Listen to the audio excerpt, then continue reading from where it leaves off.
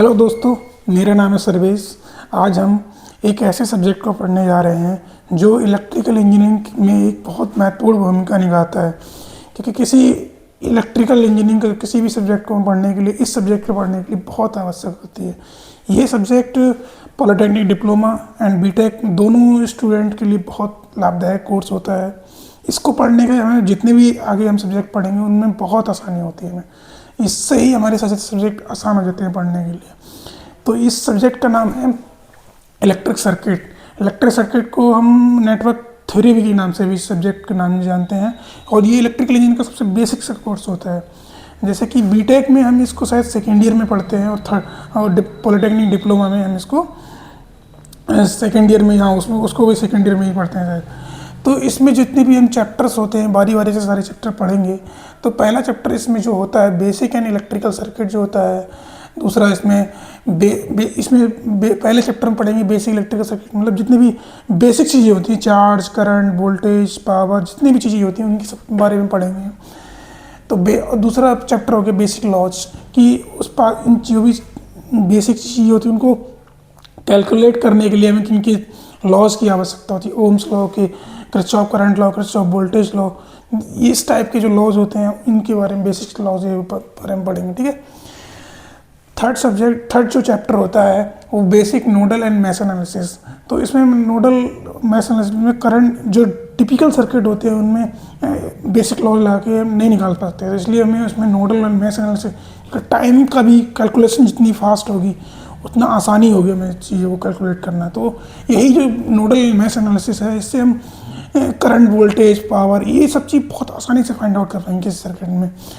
तो ऐसे चौथा चैप्टर हो गया सर्किट थ्योरम। सर्किट थ्योरम में पढ़ते हैं कि किसी चैप्टर में बेसिक चीज़ें यही होती है, करंट निकालना, करंट वोल्टेज निकालना, पावर निकालना, कुछ और भी चीज़ें जो भी होती हैं, फ्रीक्वेंसी निकालना, जो भी चीज़ें हैं।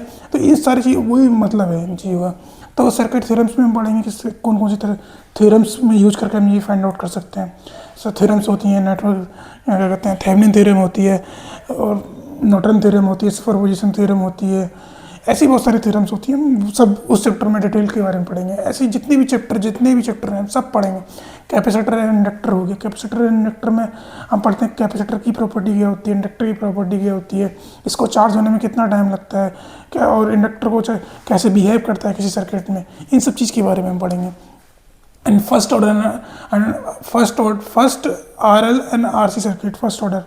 तो फर्स्ट ऑर्डर में क्या करते हैं, जैसे किसी सर्किट में अगर दो एलिमेंट लगे रहते हैं, कैपेसिटर लगा रहता है और रेजिस्टेंस लगा रहता है, और यह इंडक्टर और रेजिस्टेंस लगा रहता है, तो ऐसे सर्किट को हम फर्स्ट ऑर्डर RLC सर्किट कहते हैं। तो इनके बिहेवियर के बारे में पढ़ेंगे कि जब दो एलिमेंट साथ में लगे रहते हैं तो वो कैसे बिहेव करते हैं। ठीक है। तो ऐसे सातवें चैप्टर जो है सेकेंड ऑर्डर RLC, मतलब इसमें दो से ज़्यादा, जैसे कि अगर कैपेसिटर और इंडक्टर एक साथ में लगे तो सेकेंड ऑर्डर सर्किट बन गया। तो तीनों चीज़ें साथ में लगी हुई तो सेकेंड ऑर्डर सर्किट। तो इन चीज़ों के बिहेवियर के बारे में पढ़ेंगे हम, रिस्पॉन्स क्या आ रहा है उसका सर्किट का, तो उसके बारे में हम सब पढ़ेंगे। साइनसॉइडल स्टडी स्टेट एनालिसिस के बारे में पढ़ेंगे कि स्टडी स्टेट में कोई सर्किट अगर पहुंच गया तो उसमें रिस्पांस क्या होगा, उसके एनालिसिस क्या होगी, उसके बारे में सब पढ़ेंगे। एसी पावर एनालिसिस के बारे में पढ़ेंगे कि एसी की कंडीशन में अगर कोई सर्किट है तो उसमें कैसे बिहेव कर रहा है, उसमें पावर क्या आ रही है, एक्टिव पावर क्या आ रही है, रिएक्टिव पावर क्या आ रही है, जितने भी उसमें टर्मिनोलॉजीज होंगी सब हम पढ़ेंगे उसके बारे में। ठीक है।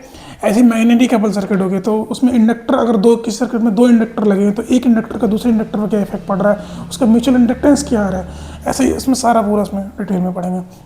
फ्रीक्वेंसी रिस्पॉन्स और रेजोनेंस की कंडीशन पढ़ेंगे। रेजोनेंस की कंडीशन में जो फ्रीक्वेंसी हम ज्ञात करते हैं कि किसी सर्किट में RL सर्किट लगा हुआ है तो उसमें रेजोनेंस किस कंडीशन किस समय आएगा, कैसे कैलकुलेट करते हैं, उसकी फ्रीक्वेंसी, रेजोनेंस फ्रीक्वेंसी क्या होगी, ये सब चीज़ के बारे में पढ़ेंगे।